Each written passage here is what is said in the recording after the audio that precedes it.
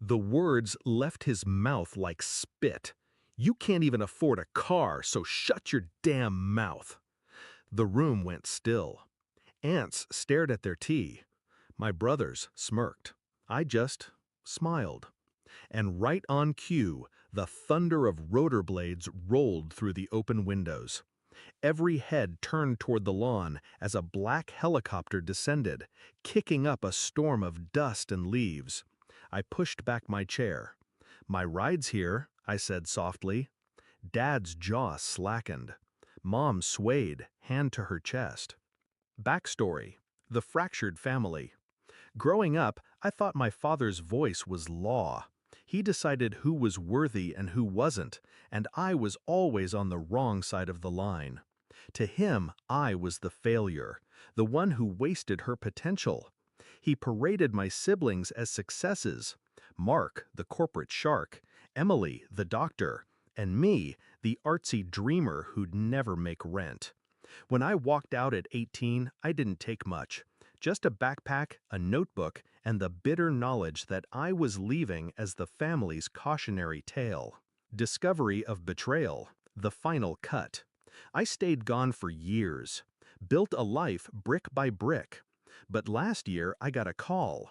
Mom's voice shook as she told me they'd accidentally used my name to secure a family business loan. My credit was wrecked. Dad denied it, of course, said I should be grateful he even considered me part of the family's finances. Then, when I showed up to confront him, he laughed in my face. That was the day I stopped thinking about reconciliation and started thinking about revenge. Shift in mindset, strategy over emotion. I knew shouting wouldn't dent him. My father was a man who only respected power, visible, undeniable, expensive power. So I decided to give him a show. Not just to humiliate him, but to rewire the family's hierarchy, to make sure my name would never again be spoken with pity.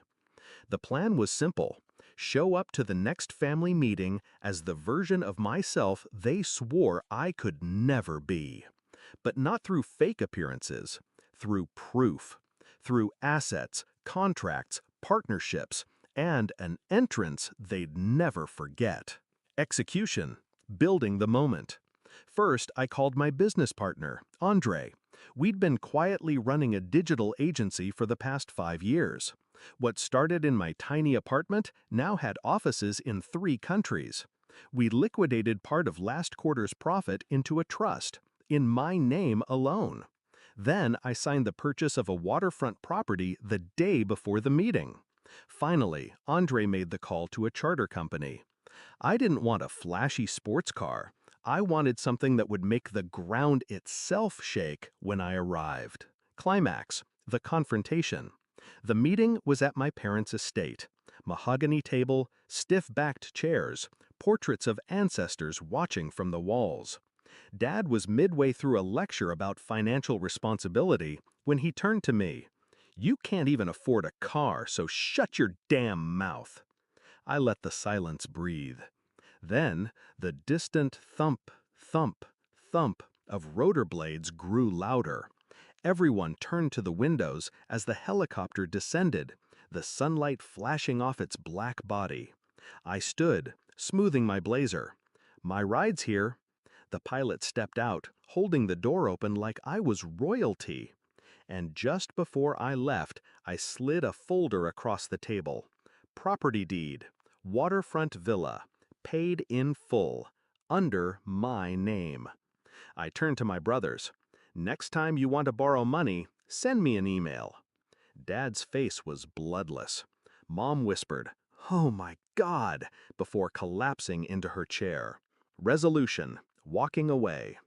Outside, the wind from the rotors whipped my hair into my face. I climbed in, buckled up, and didn't look back until we were airborne. From above, I could see them still standing on the lawn, tiny figures staring up at the sky.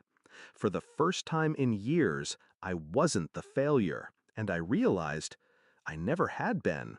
They just couldn't see past their own definition of success. Now, They'll never see me without remembering the day the sky came down to take me away.